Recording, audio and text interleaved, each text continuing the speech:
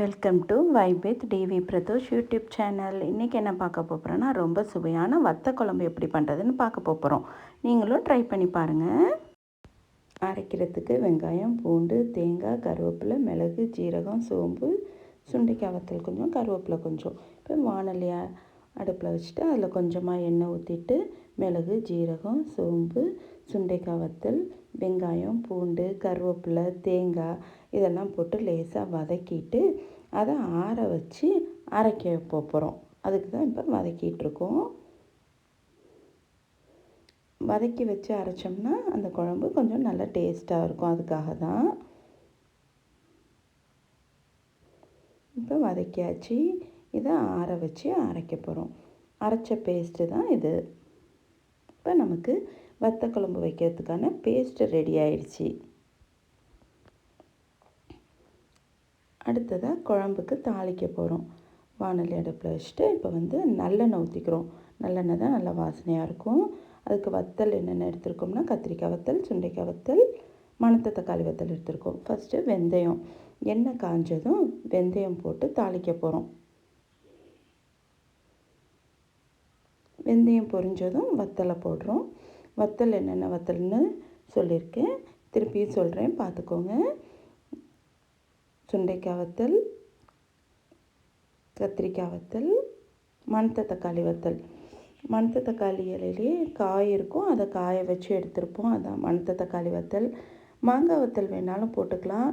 நான் மாங்காய் வத்தல் இல்லாததுனால நாங்கள் மாங்காய் யூஸ் பண்ணியிருக்கேன். இப்போ வத்தல்லாம் ஓரளவுக்கு வதங்கினதுக்கப்புறம் அடுத்து வெங்காயம், பூண்டு, கருவேப்பிலை, தக்காளி. ஃபஸ்ட்டு கருவேப்பிலை போட்டுக்கிறோம். கருவேப்பிலை போட்டு வதங்கினதுக்கப்புறம் பூண்டு, வெங்காயம் போட்டு நல்லா வதக்கிக்கிறோம். எந்த அளவுக்கு வதக்குறோமோ அந்தளவுக்கு நல்லா டேஸ்ட்டாக இருக்கும். வத்த குழம்புனாலே அது ஒரு தனி சுவை தான்.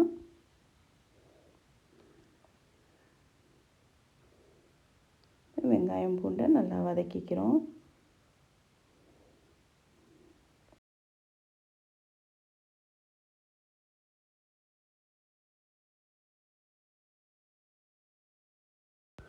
இந்த அளவுக்கு வதங்கினதுக்கப்புறம் தக்காளி நைஸாக கட் பண்ணியும் போடலாம். நான் மிக்சியில் சும்மா லேசாக அரைச்சி போட்டிருக்கேன்.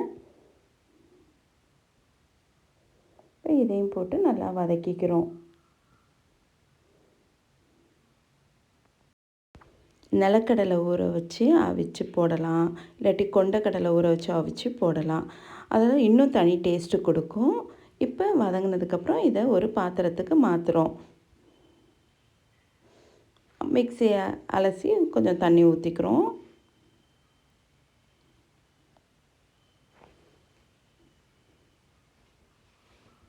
இதுக்கு அடுத்ததாக இப்போ உப்பு போட்டுக்கிறோம். அடுத்தது புளி கரைசல். புளி ரொம்ப போட வேண்டாம், ஒரு லெமன் சைஸ் இருந்தால் போதும். கரைச்சி ஊற்றுறோம். நீங்களும் வீட்டில் இதே மாதிரி ட்ரை பண்ணி பாருங்கள். எப்படி இருந்துச்சுன்னு எனக்கு கமெண்ட் பண்ணுங்கள், லைக் பண்ணுங்கள், ஷேர் பண்ணுங்கள், சப்ஸ்கிரைப் பண்ணுங்கள். இதுக்கு ஆப்டாக நம்ம பருப்பு துவையல் செஞ்சோம்னா சூப்பராக இருக்கும். பருப்பு துவையலும் வத்தலும் இதுக்கு பெஸ்ட்டு காம்பினேஷனாக இருக்கும். நாங்கள் புடலங்காய் கூட்டு, மாங்காய் இனிப்பு போட்டு ஆக்குனது செஞ்சுருக்கோம். அடுத்தது குழம்பு மசாலா தூள் போட்டிருக்கேன். குழம்பு மசாலா தூள் வீட்டிலையே அரைச்ச தூள். இதுலேயே மிளகாய், மல்லி, மிளகு, ஜீரகம் எல்லா திங்ஸும் இருக்குது. வீட்டிலையே அரைச்ச தூள். குழம்பு கொதித்ததும் மாங்காவும் முருங்கைக்காயும் போடுறோம். நான் மாங்காய் வத்தல் போடாதனால மாங்காய் போட்டிருக்கோம். உங்கள்கிட்ட மாங்காய் வத்தல் இருந்துச்சுன்னா நீங்கள் மாங்காய் வத்தல் கூட யூஸ் பண்ணிக்கலாம். அடுத்து தேங்காய் அரைச்சிருந்தோம் இல்லையா, அதை போட்டிருக்கோம். அது வெல்லம், சும்மா நாட்டு சக்கரை லைட்டாக டேஸ்ட்டுக்காக. இப்போ நமக்கு வத்த குழம்பு ரெடி ஆயிடுச்சு. நீங்களும் உங்கள் வீட்டில் ட்ரை பண்ணி பாருங்கள். எங்கள் வீட்டில் நாங்கள் வத்தல், புடலங்காய் கூட்டு, மாங்காய் ஆக்குனதை வச்சு சாப்பிட்டோம். என் பையன் சாப்பிட்டு பார்த்துட்டு நல்லா இருக்குதுன்னு சொன்னான். தேங்க்யூ ஃபார் வாட்சிங்.